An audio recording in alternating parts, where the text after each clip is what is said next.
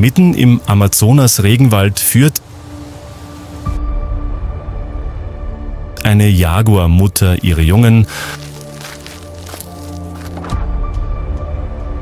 auf einer brutalen Reise durch den Dschungel.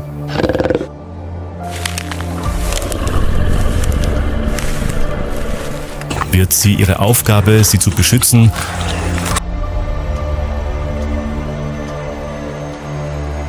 und zu beschulen, erfüllen können, bevor sie sich von ihr lösen.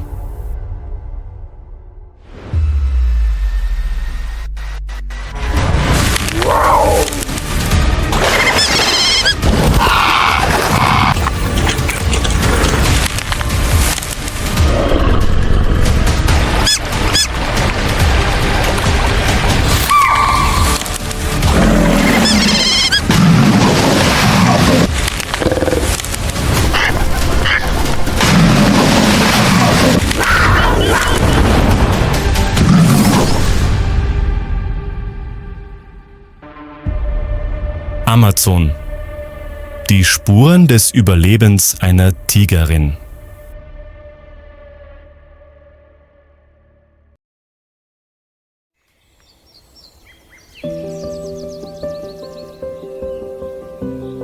Die Morgendämmerung hüllt den Amazonas-Regenwald in einen dünnen Nebel. Von oben sieht das Blätterdach wie ein endloser, grüner Teppich aus. Und der Dschungel wirkt wie ein riesiges Lebewesen, das gerade erwacht.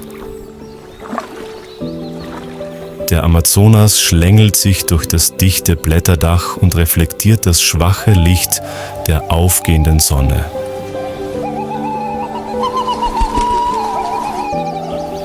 Tukane schreien aus dem Blätterdach.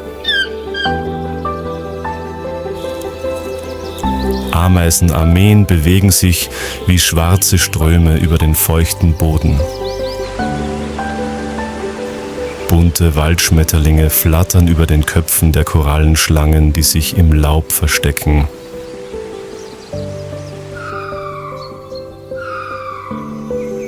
Aus der Ferne ertönt das Heulen der Affen lang und anhaltend.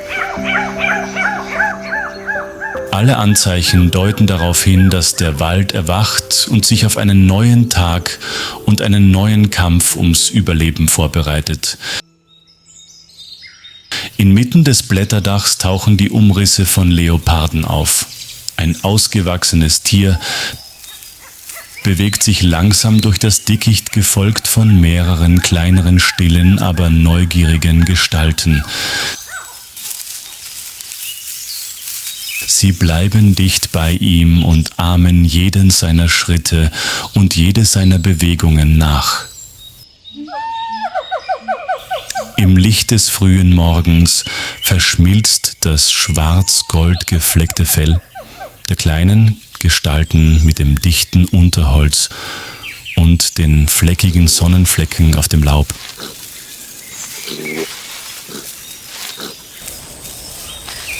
Sie verlassen ihren Unterschlupf nicht, sondern beobachten nur durch die Blätter hindurch jede Bewegung des ausgewachsenen Tieres vor ihnen. Die Mutter bewegt sich langsam am Rand des Dickichts, ihr großer, geschmeidiger Körper ist fast geräuschlos. Ihre Ohren drehen sich ständig, ihre Nase schnuppert jede leichte Brise und ihr Körper senkt sich bei jedem Schritt in Richtung der Lichtung. In der Nähe eines kleinen Flussarms spiegelt sich der Nebel im stillen Wasser.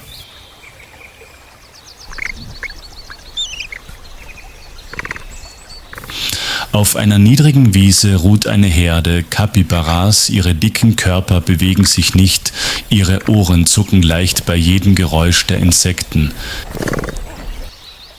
Sie ahnen nicht, dass sich aus der Dunkelheit des tiefen Waldes der Tod nähert.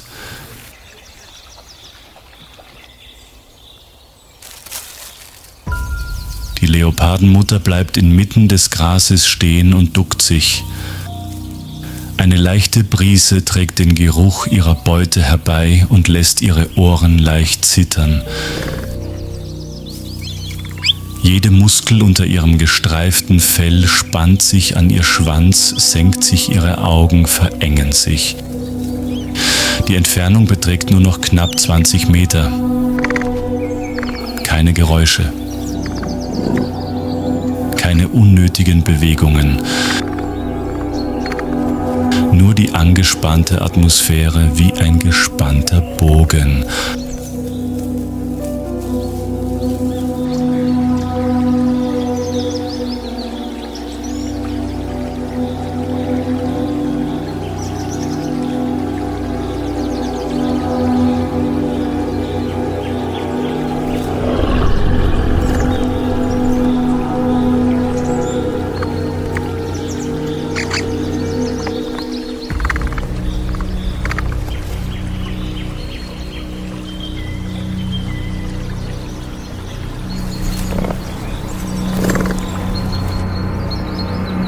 Plötzlich schießt der ganze Körper wie ein lebender Pfeil vorwärts. Das Gras spritzt hoch, Schlamm spritzt in die Spuren.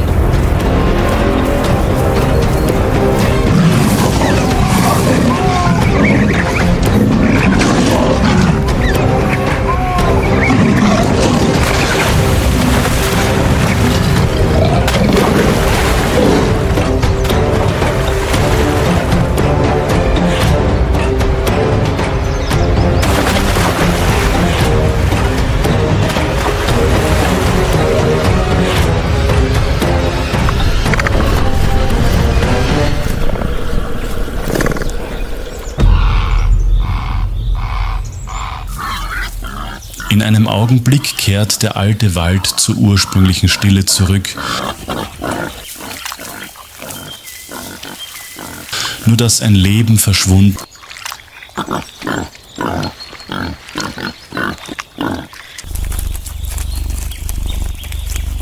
ist und eine Mahlzeit begonnen hat.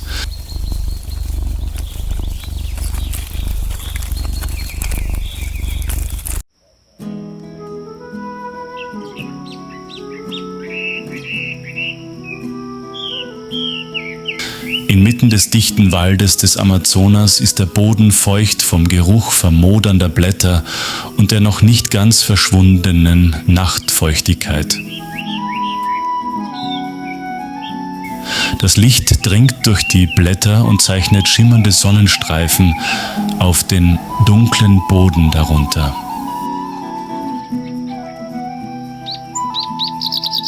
Im Schatten eines niedrigen Busches ruht sich ein Junger mit rundem Bauch nach dem Essen aus. In der Nähe streckt sich die Mutter auf dem feuchten Gras aus, die Augen halb geschlossen, die Ohren jedoch wachsam auf jedes Geräusch.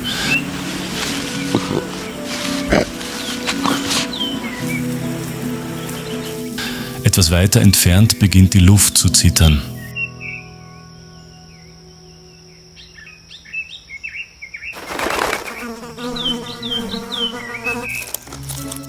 Unter einem alten Baum strömt eine Ameisenarmee aus dem hohlen Stamm.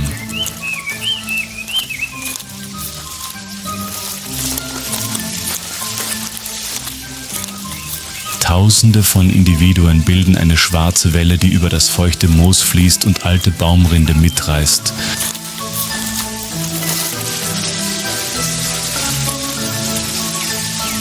Sie marschieren ohne zu zögern vorwärts und hinterlassen eine glatte Fläche, als hätte es dort nie Leben gegeben.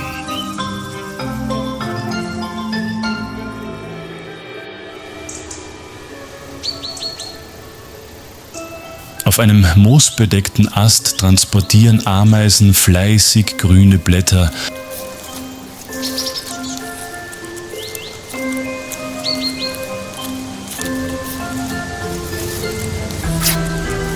Indem sie sich aneinanderreihen und die Blätter mit ihren Zangen festhalten.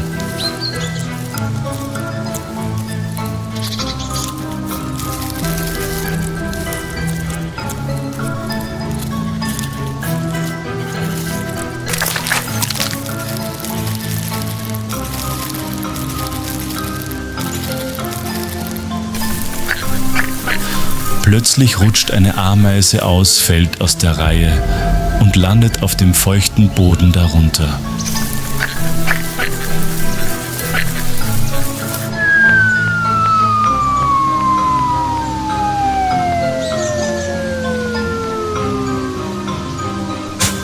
Benommen, aber ohne anzuhalten, orientiert sie sich schnell,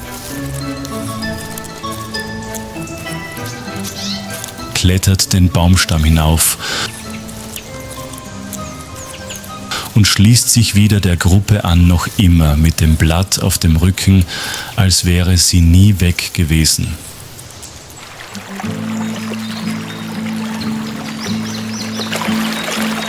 Unter den vermodernden Blättern bewegt sich etwas und das Moos wackelt leicht.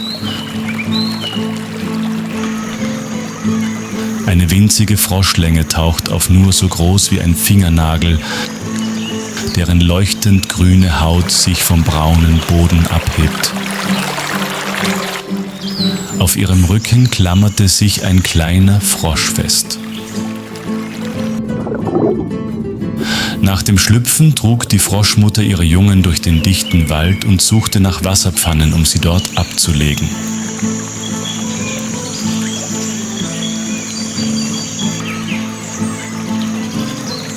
In den folgenden Tagen kehrte sie regelmäßig zurück und legte weitere Eier, die die einzige Nahrungsquelle für ihre Jungen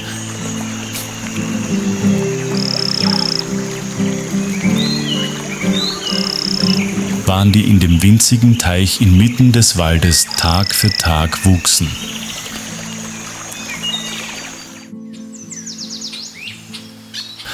Am Rande einer Lichtung, wo der Boden trockener und das Gras spärlicher war,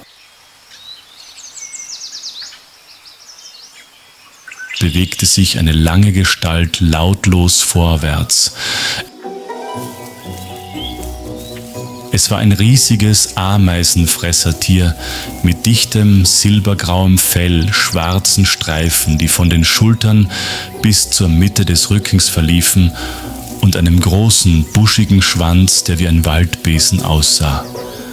Es bewegte sich langsam, seine krallenartigen Klauen krümmten sich beim Laufen und berührten den Boden mit einer seltsamen, fast ungeschickten Bewegung. Aber hinter dieser Langsamkeit verbarg sich ein Wesen, das geschaffen war, um die Festungen der Insektenwelt zu zerstören.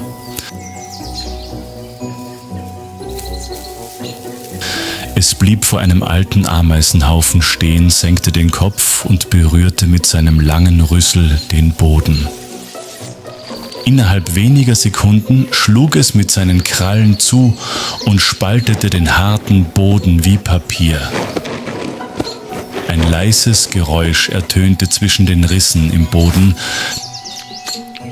Dann glitt die lange, gewundene Zunge in den Bau und fing mit blitzschnellen Bewegungen Dutzende von Ameisen ein.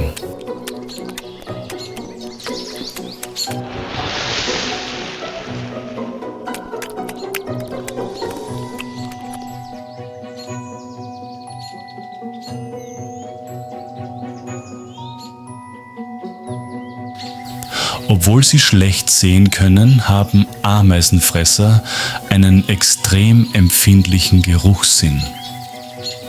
Und wenn sie satt sind, setzen sie ihre Reise gemächlich fort. Ihr Fell und ihr Schwanz flattern hinter ihnen her, wie ein Geist, der durch den Wald schwebt. Aus der Ferne beobachten es die Jungtiere aus dem Gebüsch, ohne sich zu rühren.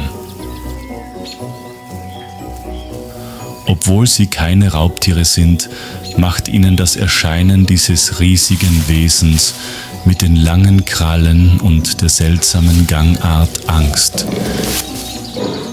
In einer Welt, die vor ihren Augen immer größer wird, muss jedes Lebewesen erst einmal kennengelernt, verstanden oder gemieden werden.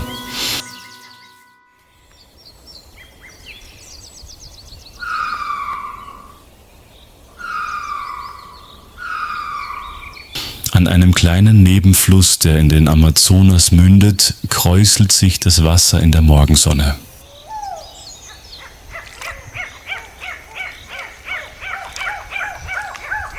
Aus dem dichten Schilf am Ufer ertönt ein leises Pfeifen. Dann taucht ein langer Kopf mit scharfen braunen Augen und einer kleinen, flatternden Nase aus dem Wasser auf.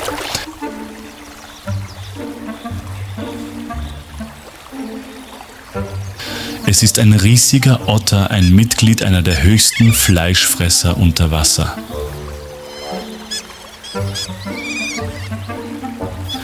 Gleich darauf tauchten weitere Tiere auf, die sich ebenso flink und geschmeidig bewegten und wie eine Familie zusammenhielten. Die gesamte Ottergruppe schwamm dicht beieinander, ihre langen, schlanken Körper bewegten sich rhythmisch wie lebende Pfeile. Sie stießen eine Reihe von Knackgeräuschen aus einer komplexen Kommunikationsform, mit der sie ihre Formation aufrechterhielten und vor Gefahren warnten. Ein Kaiman schlängelt sich aus dem Schilf und nähert sich der Gruppe von Ottern, die auf Beutejagd sind.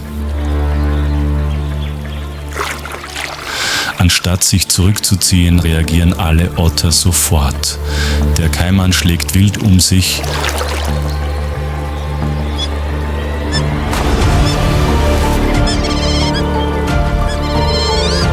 Aber die koordinierten Schläge bringen ihn aus dem Gleichgewicht.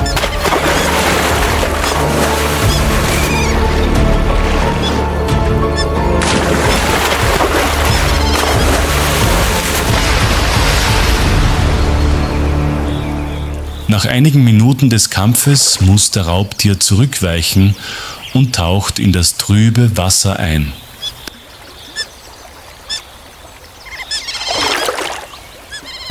Die Otter versammeln sich wieder sicher und siegreich und verteidigen einmal mehr ihr Revier mit ihrer gemeinsamen Kraft.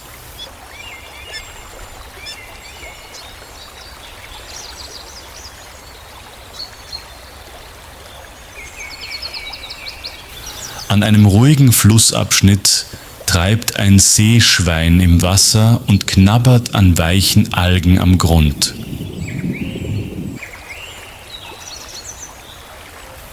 Nicht weit davon entfernt gleitet ein Amazonas-Flussdelfin zwischen den untergetauchten Baumwurzeln hindurch. Sein rosafarbener Körper taucht immer wieder auf. Ohne zu jagen, ohne Aufsehen zu erregen, atmen beide ruhig inmitten des alten Waldes, der jederzeit auf eine Welle zu warten scheint.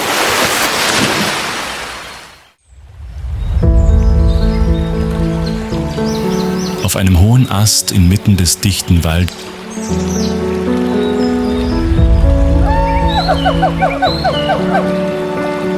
fällt das Sonnenlicht durch die Blätter und beleuchtet einen lebhaften Fleck, einen Paradiesvogel.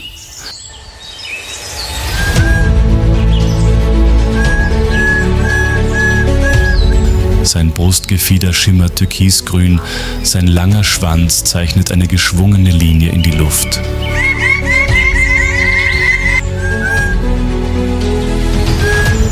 Er beginnt schnelle Schritte zu machen, präzise wie ein erfahrener Tänzer.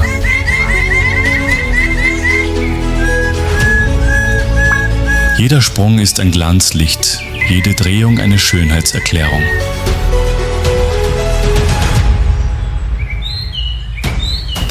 Sein kleiner Schnabel gibt einen klaren Ruf von sich, der zwischen den hohen Baumkronen widerhallt. Keine Jagd, keine Konkurrenz.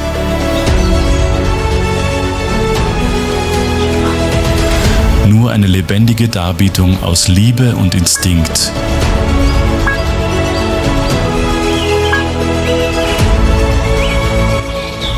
Inmitten des unaufhörlich pulsierenden Urwalds. Auf den Ästen in der Nähe neigen Tukane mit ihren langen, bunten Schnäbeln den Kopf, um nach reifen Früchten zu suchen.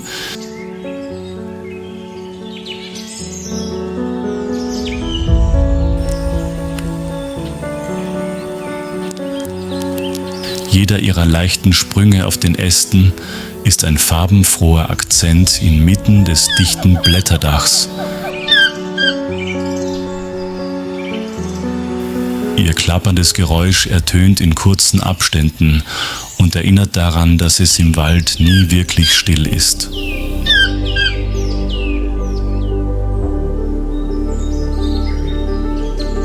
Auf einem hohen mit grünem Moos und herabhängenden Ranken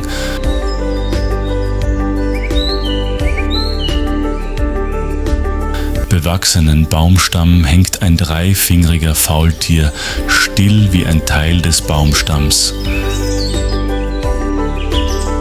Sein dichtes graues Fell ist fast mit Moos bedeckt, so dass es zwischen den Blättern des Waldes fast unsichtbar ist.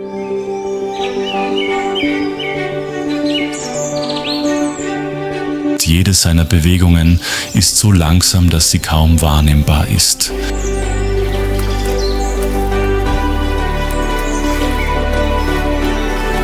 Ein Bein hebt sich, bleibt in der Luft stehen, bevor es sich auf einen anderen Ast legt.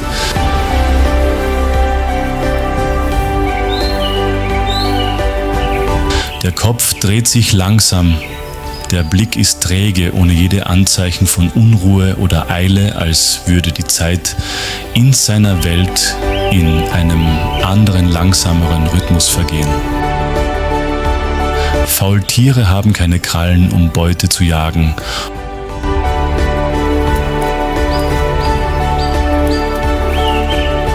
Und keine Geschwindigkeit, um zu fliehen.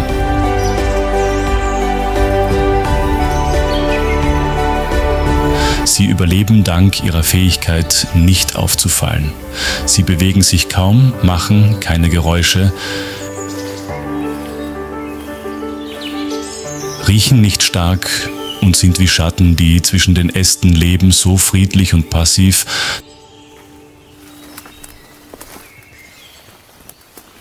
dass sie von Raubtieren oft übersehen werden. Unten liegen die Leopardenjungen im Gebüsch und ruhen sich aus.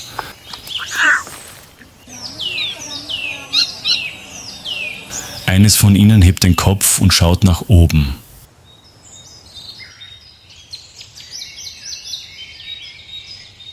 Hoch oben bewegt sich der Schatten eines Faultiers langsam und regelmäßig, wie eine lebende Uhr, die still die Zeit im Herzen des Waldes misst.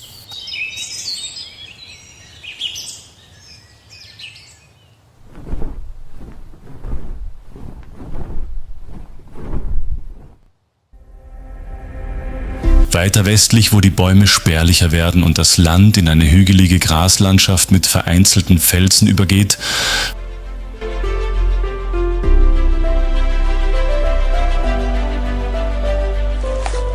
versteckt sich ein graubraunes Wesen auf einer hohen Erdbank.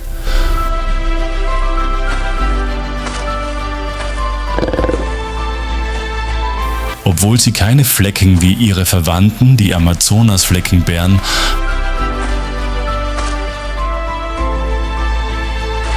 gehören Pumas zu den gefürchtetsten Raubtieren Amerikas.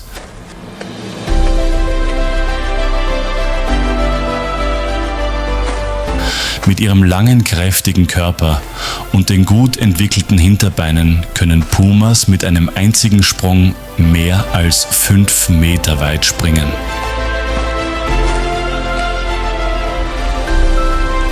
Ihre aufgerichteten Ohren sind immer auf das leiseste Geräusch ausgerichtet, während ihre Augen gut an schwaches Licht angepasst sind, sodass sie in der Dämmerung besonders effektiv jagen können.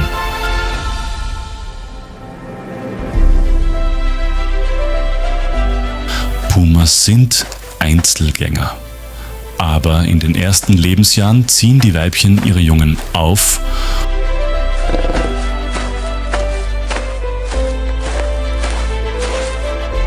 und bringen ihnen Überlebensstrategien bei. Da sie nicht in Rudeln jagen, geben sie alle Strategien durch Vorzeigen weiter. Vom Spurenlesen bis zur lautlosen Annäherung.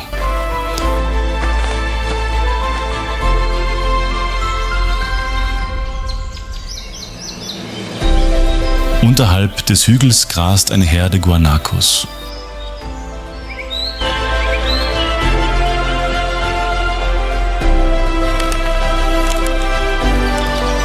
Die Puma duckt sich, kneift die Augen zusammen und schätzt die Entfernung.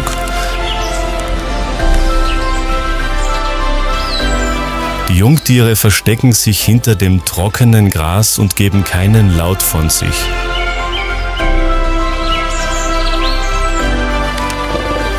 Ohne Aufsehen zu erregen und ohne zu brüllen, beginnt die Puma, sich leise und geduckt in Windrichtung zu bewegen.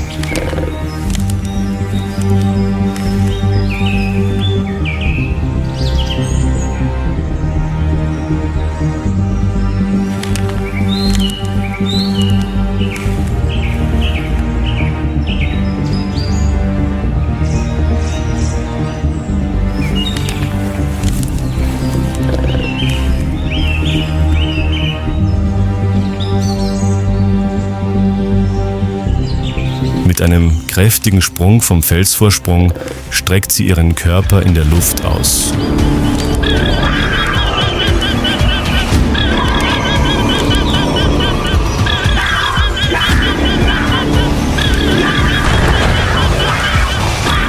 Die Guanacos erschrecken und rennen davon, aber ein Jungtier kann nicht rechtzeitig reagieren.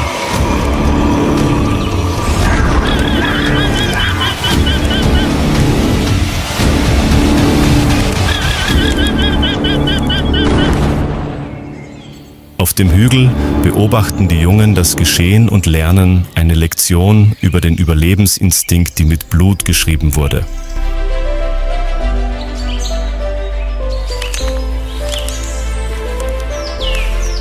Die Zeit vergeht, der Wald wirft seine Blätter ab, der Fluss verändert seine Farbe. Die Jungen sind nun fast ausgewachsen.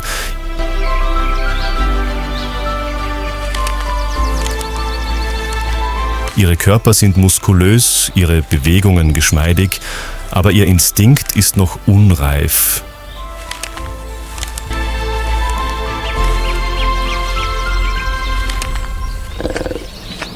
Ihre Fähigkeiten müssen noch trainiert werden. Sie folgen ihrer Mutter noch immer auf Schritt und Tritt, verstecken sich aber nicht mehr im Gebüsch, sondern laufen parallel zu ihr, still und respektvoll. Und an einem schwülen Mittag, als die Sonne schräg durch die spärlichen Bäume am Flussufer scheint, beschließt die Leopardenmutter, ihren Jungen die letzte Lektion zu erteilen. Nicht im Schatten, ohne den Vorteil, sich verstecken zu können.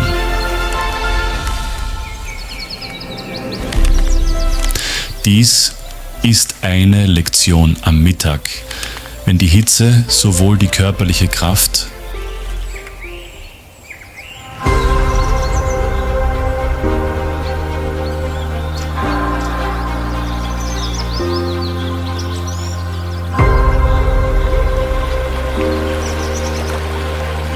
als auch die Geduld auf die Probe stellt. Unter der spiegelglatten Oberfläche des Flusses lag ein Kaiman regungslos und schien in der Sonne zu schlafen.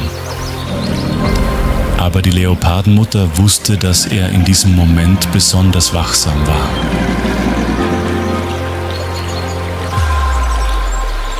Mit leichten Schritten auf dem heißen Schlamm näherte sich die Leopardenmutter ihm, ohne sich zu bewegen und ohne zu zögern.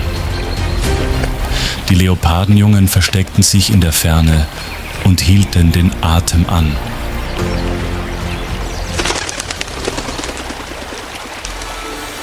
Dann wie ein Blitz in der Mittagssonne sprang die Leopardenmutter hervor.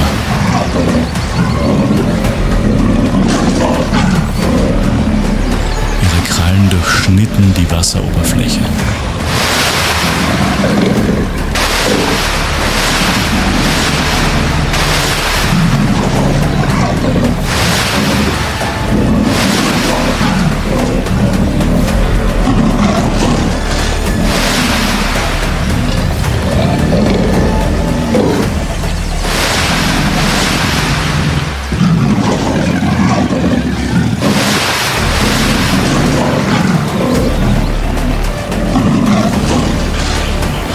Unter der sengenden Sonne kam es zu einem heftigen Kampf.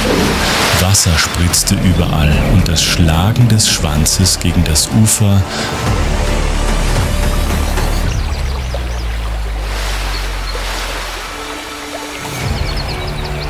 war laut zu hören.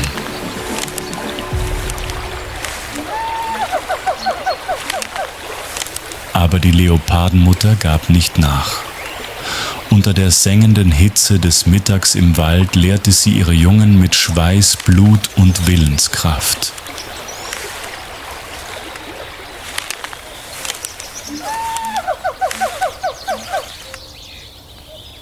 Als die Schatten auf dem alten Schlammstrand länger wurden, versank der Wald wieder in seinem gewohnten langsamen Rhythmus.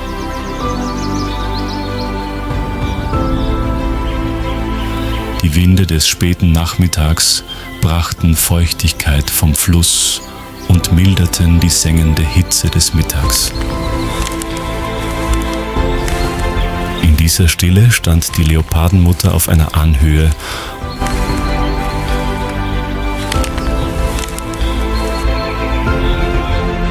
und blickte in die Ferne, wo die vertrauten Silhouetten allmählich hinter den Baumkronen verschwanden.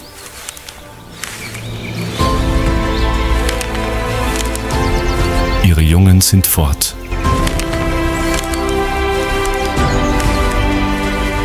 Aber mit jedem Windhauch, mit jedem verblassenden Fußabdruck zwischen den vermodernden Blättern geht ihre Reise weiter nicht um zu lehren, sondern um als unverzichtbarer Teil des alten Amazonas-Regenwaldes zu überleben.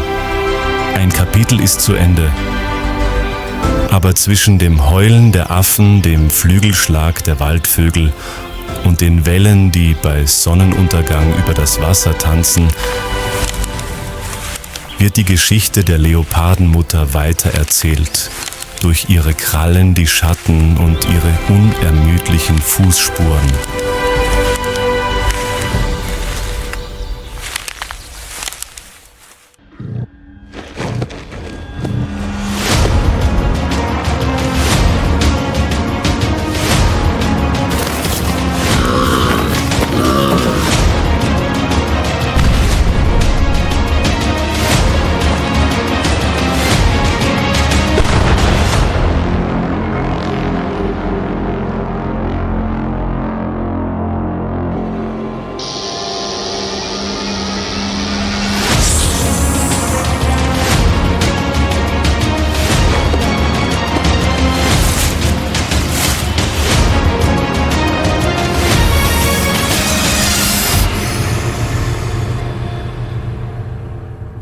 Der Überlebenskampf der Außergewöhnlichen.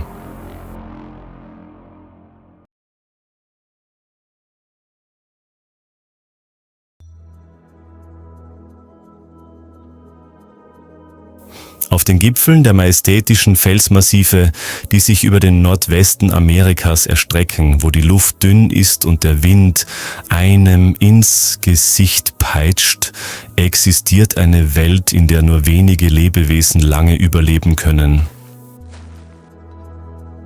Aber an diesem scheinbar unzugänglichen Ort gibt es eine Tierart, die sich nicht nur angepasst hat, sondern auch die steilen Felswände und schroffen Bergkanten mit einer ungewöhnlichen Gelassenheit beherrscht.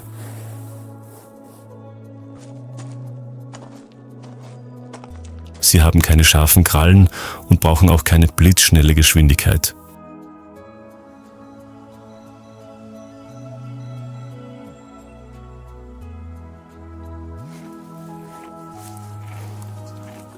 Ihre einzige Waffe ist ihre absolute Präzision, ihr ausgeprägter Überlebensinstinkt und ihre großen gebogenen Hörner, die wie das Symbol einer ganzen biologischen Dynastie wirken.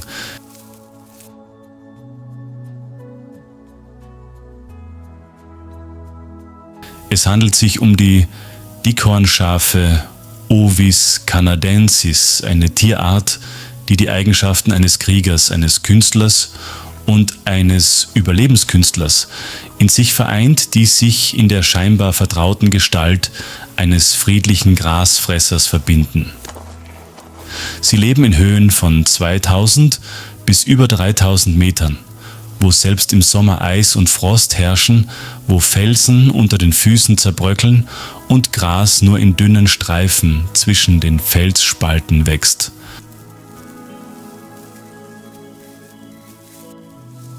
Aber für die Dickhornschafe ist dies kein Land der Unwirtlichkeit, sondern ihr Zuhause.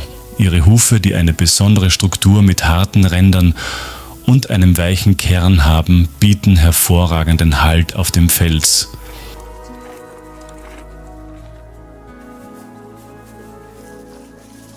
Jeder Schritt ist eine Berechnung von Winkel, Schwerkraft und Gelände.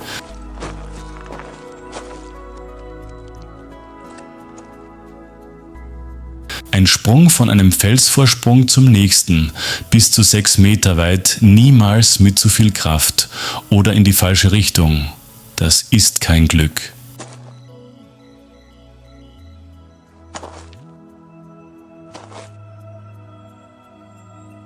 Das ist das Ergebnis einer jahrtausendelangen Evolution, um sich an diese steile Welt anzupassen.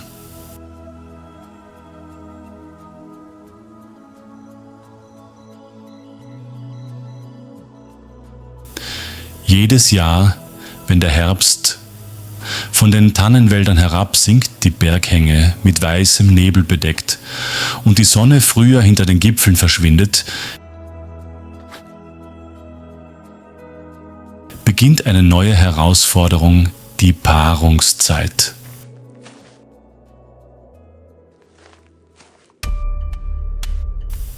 Zu dieser Zeit verlassen die ausgewachsenen männlichen Schafe ihre Einzelgruppen, um sich den Weibchen anzuschließen, aber bevor sie sich ihnen nähern dürfen, müssen sie ein brutales Ritual bestehen, den Kampf.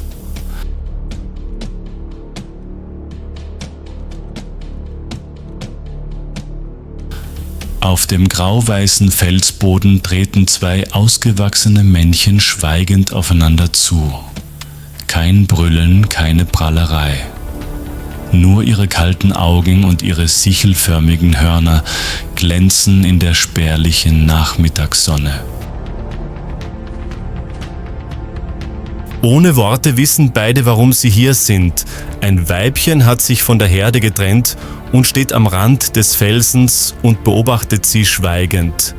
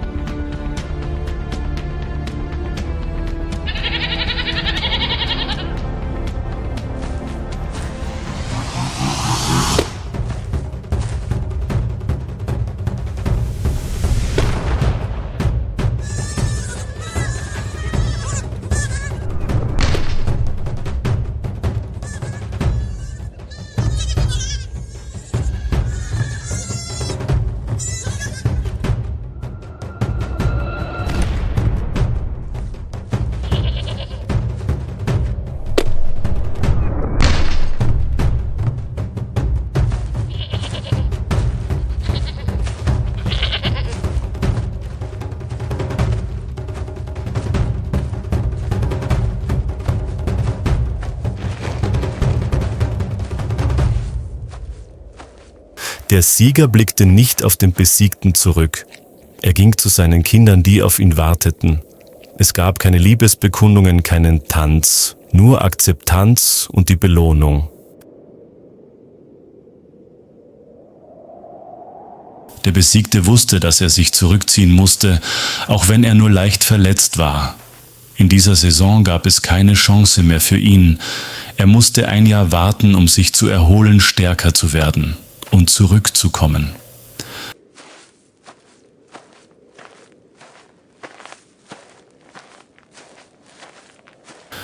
dem Gipfel des Berges, wo der Wind den Nebel wegbläst, geht das Leben weiter. Und jede Brunftzeit ist ein neuer Kreislauf aus Herausforderungen, Überlebenswillen und namenlosen Narben.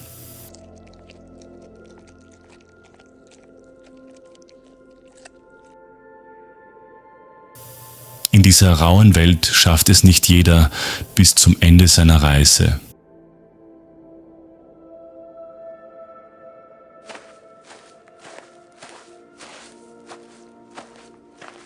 Die durchschnittliche Lebenserwartung eines großen Hornschafs in freier Wildbahn beträgt 10 bis 15 Jahre, aber nur die Starken, Klugen und Fehlerlosen erreichen ein erfülltes Leben.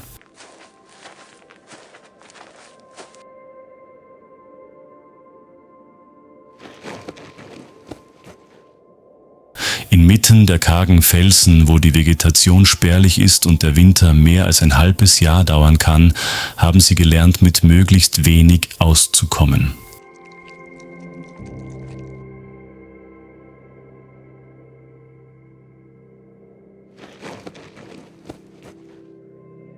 Als Wiederkäuer aus der Familie der Bovidae ist ihr Verdauungssystem wie eine stille Maschine, die darauf ausgelegt ist, jedes Grashalm, jedes Stück Moos und sogar die mit Eis bedeckte harte Rinde der Bäume optimal zu verwerten.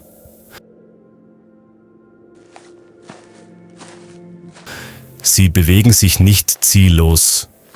Sie sind hauptsächlich in den frühen Morgenstunden und am späten Nachmittag aktiv, wenn die Sonne nicht mehr so stark scheint oder bereits untergegangen ist.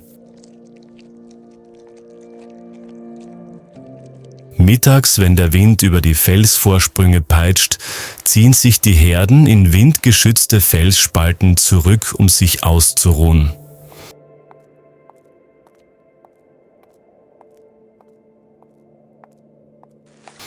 Ihr Leben ist zwar hart, aber dennoch rhythmisch. Und in diesem Rhythmus sparen sie so viel Energie wie möglich, um sie für wirklich notwendige Momente zu speichern.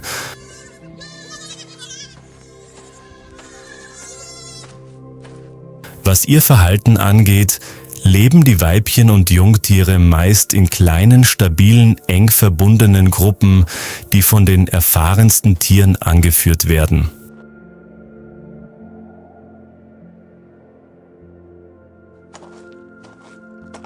Sie sind lebende Landkarten, die jeden Fluchtweg, jede Felshöhle, in der sie überwintern können, und jeden Ort, an dem zu Beginn der Saison Gras wächst, auswendig kennen.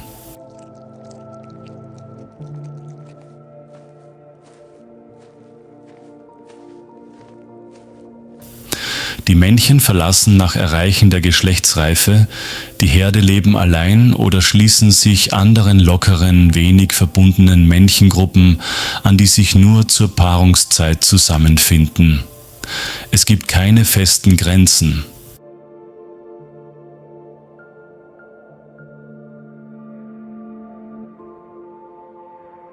Aber jedes Tier hat ein vertrautes Gebiet, das wie ein Territorium in seinem Gedächtnis verankert ist.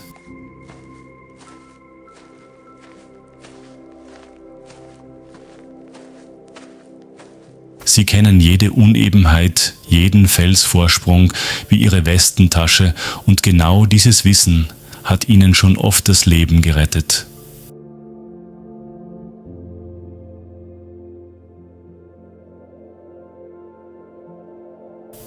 Die Raubtiere da draußen sind zahlreich und gerissen. Grauwölfe, Luchse, Leoparden, sogar Steinadler, die nur darauf warten, mit einem einzigen Sprung ein Jungtier zu reißen. Aber seltsamerweise fliehen diese Tiere nicht.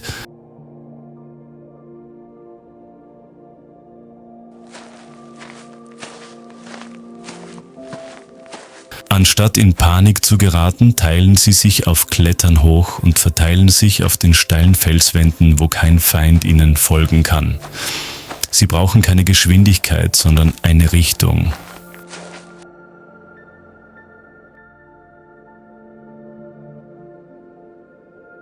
Sie brauchen keine absolute Kraft, sondern einen genauen Haltepunkt. Und so existieren sie wie ein lebender Felsblock, ohne Lärm, ohne Eile.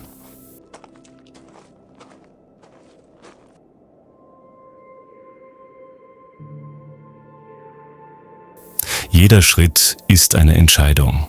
Jeder Fußabdruck auf dem Fels ist ein stilles Bekenntnis zu ihrer Stärke.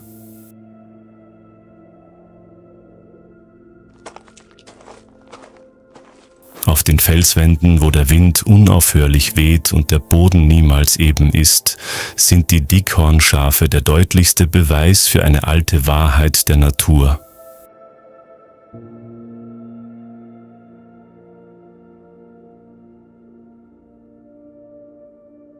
Um zu überleben, muss man manchmal nicht der Stärkste oder Schnellste sein. Man darf nur nicht fallen und keinen falschen Schritt machen.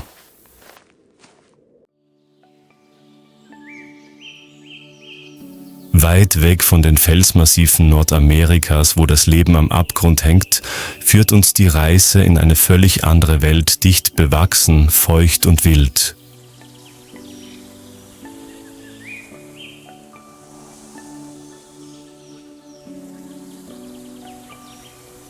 Inmitten der Urwälder der abgelegenen Insel Madagaskar schreitet ein anderes Lebewesen über die dicke Laubschicht unter den nebelverhangenen Bäumen.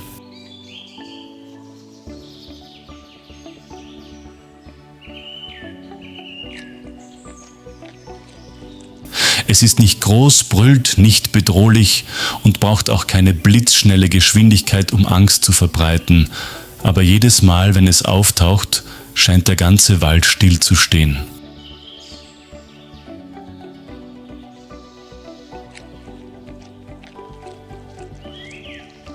In den hohen Ästen verstummen die Lemuren, die symbolträchtigen Bewohner der Insel. Plötzlich reißen die Augen auf und verkrampfen sich in Alarmbereitschaft.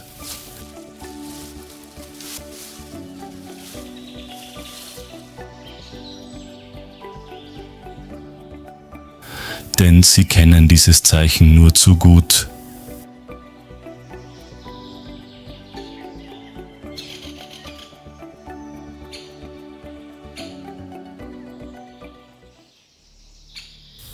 Der Fossa nähert sich, der Raubtier ist lautlos, aber noch nie lange erfolglos.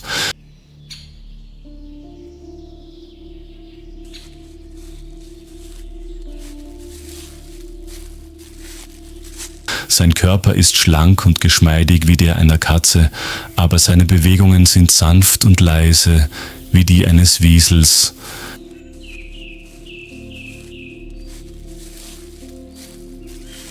Der Fossa Cryptoprocta ferox ist der Inbegriff perfekter Anpassung, ein Lebewesen, das nur die Natur auf einer abgelegenen Insel wie Madagaskar hervorbringen konnte.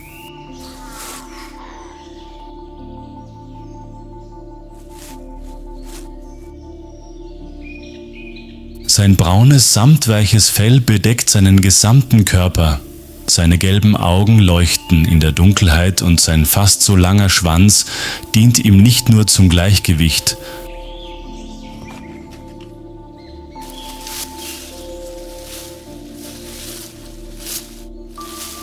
sondern auch als Steuerruder, mit dem er sich geschickt durch das dichte Unterholz bewegt.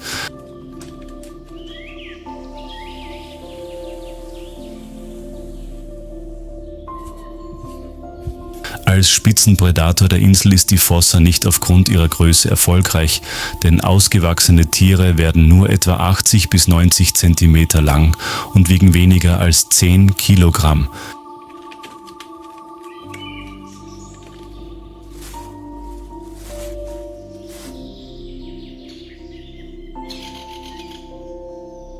Sondern dank ihrer erstaunlichen Beweglichkeit, ihres ausgeprägten Gehörs und ihrer hervorragenden Kletterfähigkeiten. Lemuren, die lebhaftesten und bekanntesten Symbole des madagassischen Regenwaldes, stehen regelmäßig auf ihrem Speiseplan. Während die meisten großen Raubtiere der Welt ihre Beute vom Boden aus jagen, kann die Fossa sie direkt in den Bäumen verfolgen.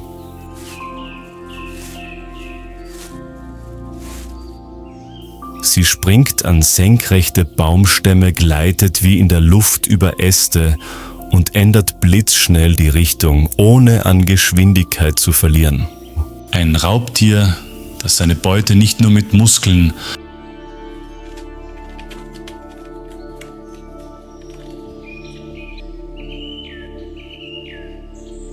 sondern auch mit Taktik und absoluter Selbstsicherheit verfolgt. Sein Körperbau ist ein Meisterwerk der Evolution. Seine Gliedmaßen lassen sich um fast 180 Grad drehen, sodass er wie ein erfahrener Turner klettern und springen kann. Seine scharfen Krallen sind immer in Hauttaschen versteckt und jederzeit einsatzbereit. Obwohl sie wie eine Katze aussieht,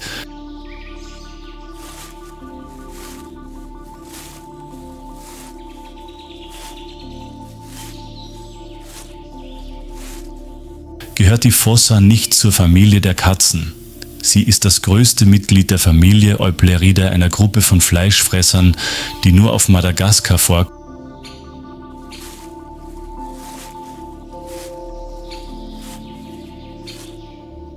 und von afrikanischen Mardervorfahren abstammt, die vor Millionen von Jahren auf die Insel gelangten und sich dort auf ganz eigene Weise angepasst haben.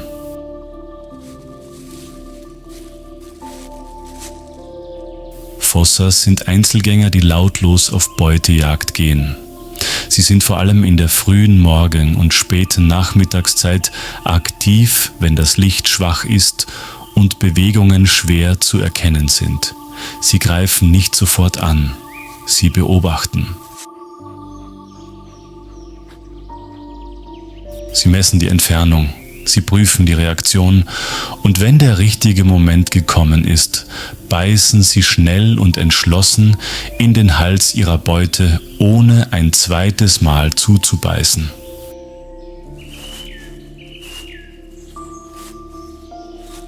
Zurück bleibt nur das letzte Rascheln der Blätter und dann lang anhaltende Stille.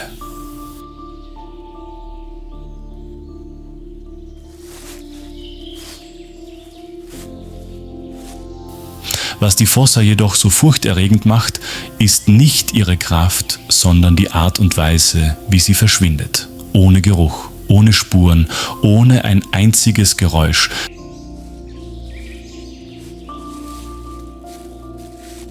Selbst Lemuren, die mehrere Meter weit springen können, entkommen nur schwer einem Wesen, das sein ganzes Leben damit verbracht hat, die Gewohnheiten, das Verhalten und selbst die kleinsten Schwächen seiner Beute zu beobachten.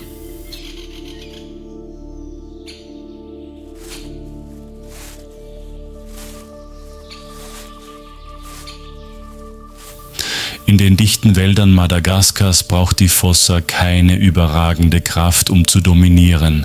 Sie muss nur das tun, was ihr die Natur beigebracht hat: beobachten, warten und zuschlagen, wenn der andere es nicht erwartet.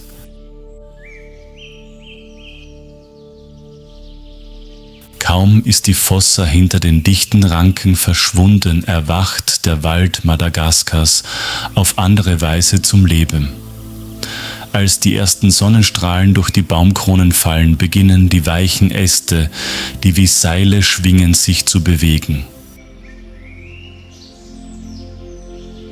Ein schriller, hoher, abgehackter Schrei ertönt und hallt in der morgendlichen Nebelwolke wider.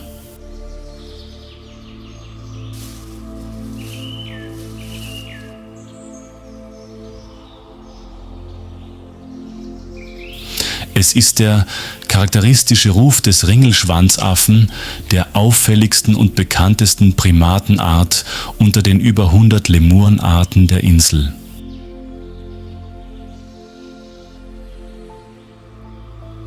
Ihr Körper ist klein und beweglich, etwa 40 bis 45 cm lang, aber ihr Schwanz mit den charakteristischen schwarz-weißen Streifen ist sogar noch länger als ihr Körper.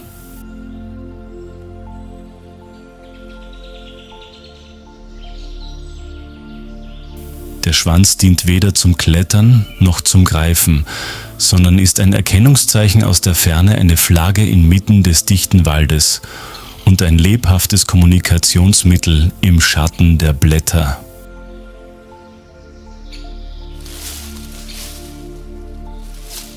Ihre großen runden Augen mit den tief schwarzen Rändern, die wie mit Kohle umrandet wirken, ermöglichen ihnen eine gute Sicht bei schlechten Lichtverhältnissen, sowohl in der frühen Morgenstunde als auch am späten Nachmittag.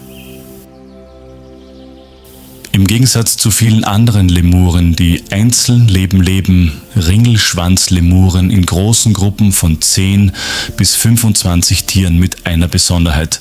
Es handelt sich um eine matriarchalische Gesellschaft.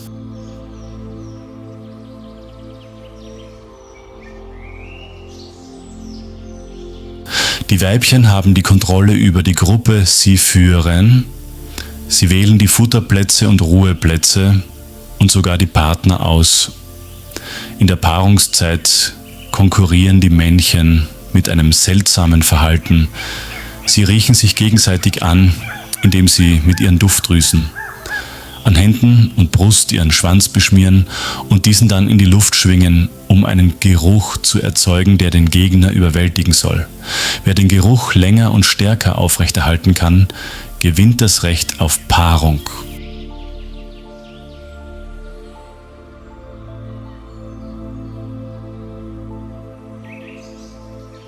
Neben der Kommunikation durch Laute und Gerüche haben Ringelschwanzmakis noch ein weiteres Verhalten, das Wissenschaftler überrascht.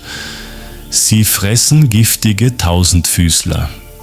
Nicht um sich zu ernähren, sondern um die Sekrete der Tausendfüßler auf ihr Fell zu streichen und so Insekten abzuwehren. Dieses Verhalten ähnelt der Verwendung eines natürlichen Insektensprays und ist ein Beweis für die adaptive Intelligenz, die sich im Laufe von Millionen Jahren der isolierten Evolution auf der Insel entwickelt hat.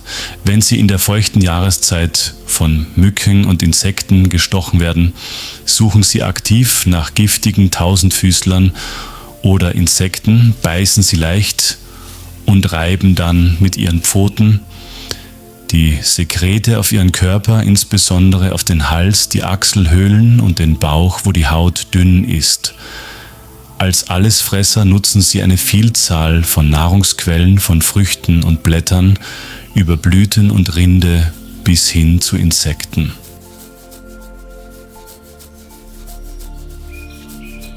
Diese Flexibilität hilft ihnen, die strengen Trockenzeiten zu überstehen, in denen viele andere Arten wandern oder hungern müssen.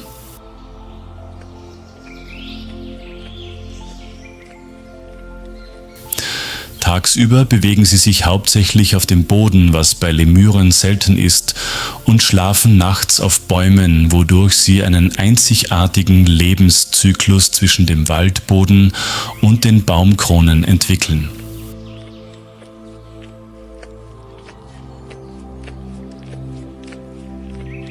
Obwohl sie lebhaft und friedlich sind, ist ihr Leben nie wirklich sicher. Im Wald entfernt sich die Fossa nie weit von ihrem Revier. Auch wenn sie nicht jeden Tag auf Beutejagd geht, hält sie immer Ausschau.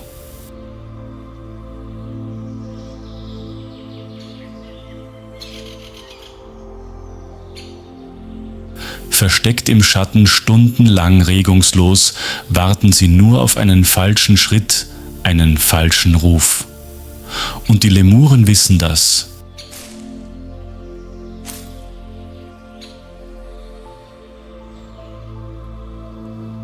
Sie leben in ständiger Wachsamkeit, aber sie rufen dennoch, spielen und springen auf den hohen Ästen, als gäbe es keinen Raubtier, das ihnen auflauert.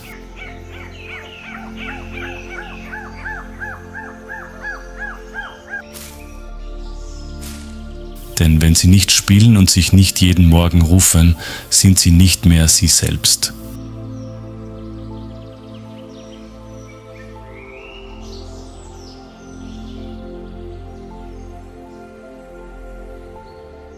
Unter dem Druck des Überlebens ist Freude etwas, das man ihnen nicht nehmen kann.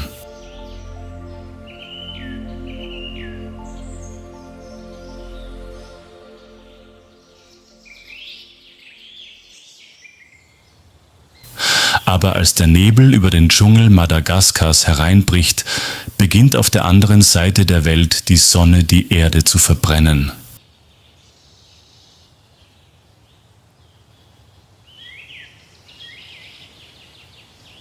Keine hohen Bäume, kein dichtes Laubwerk mehr. Nur noch Dornenbüsche, Kieselsteine und heiße Windböen, die über den Sand gleiten. Dies ist kein Ort für Geschicklichkeit oder Versteckspiele. Hier gibt es nur einen Weg, um zu überleben: Laufen schnell, ausdauernd und entschlossen.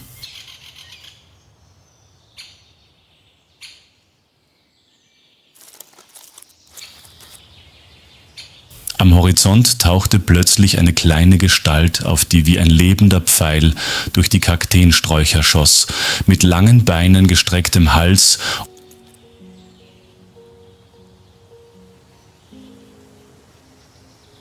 und schräg gestelltem Schwanz flog sie nicht, aber sie überwand alle Hindernisse, als würde sie fliegen.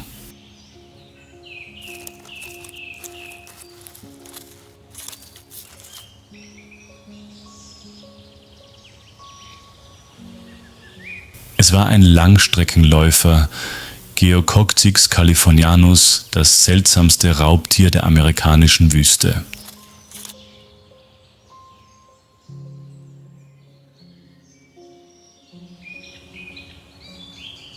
Sein Körper ist kompakt, weniger als 60 cm lang, aber er kann Geschwindigkeiten von bis zu 30 km/h erreichen. Genug, um Eidechsen, Skorpione, Mäuse und sogar Schlangen zu jagen.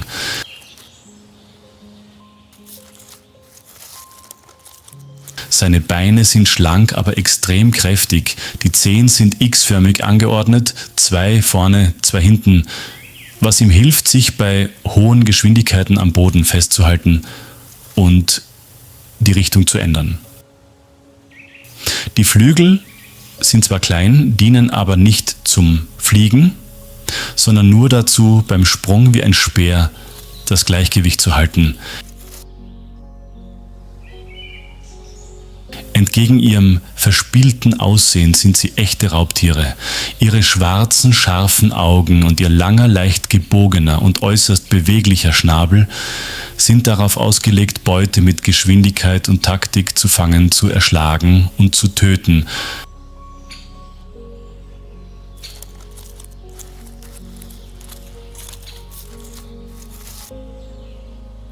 Langstreckenläufer leben einzeln oder in Paaren und verteidigen ihr großes Revier in der Wüste. Sie wachen mit der Morgendämmerung auf, sonnen sich auf Felsen, um Wärme zu tanken, und beginnen dann ihre Jagd in der sengenden Hitze.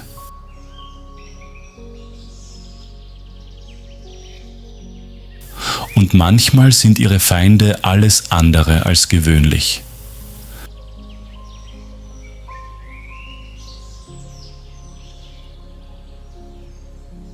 An einem Morgen wie jedem anderen wehte eine leichte Brise durch die Kakteen.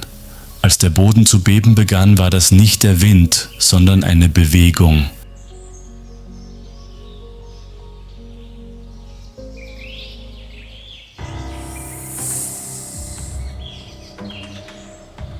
In einer kleinen Felsspalte in der Nähe der Kakteen kroch ein anderes Lebewesen lautlos hervor.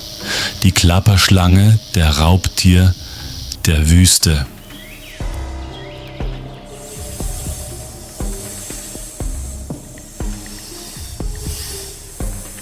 Ein giftiger Killer. Sie rollt sich zusammen, streckt die Zunge heraus, hebt den Kopf. Ihr Schwanz zittert leicht und gibt ein klirrendes Geräusch von sich, wie eine Warnung vor dem Tod.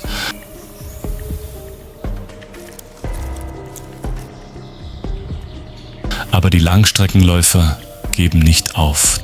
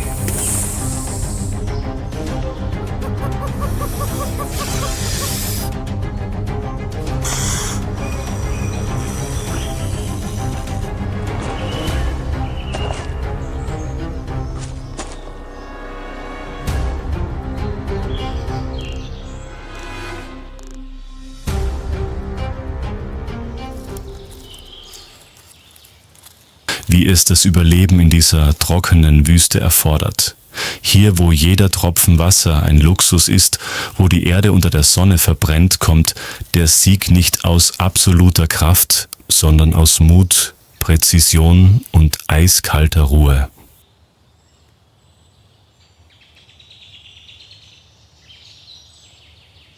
Von den eisigen Bergen über den dichten Dschungel bis zur sengenden Wüste bewegen sich diese scheinbar winzigen Lebewesen unaufhaltsam vorwärts.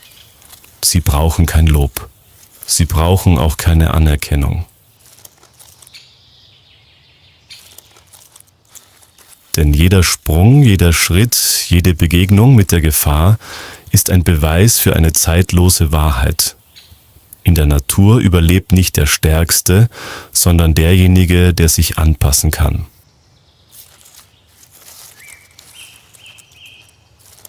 Wenn der Tod immer am Rande der Dunkelheit lauert, gehört das Leben denen, die den Rhythmus der wilden Welt lesen und ihn still überwinden können.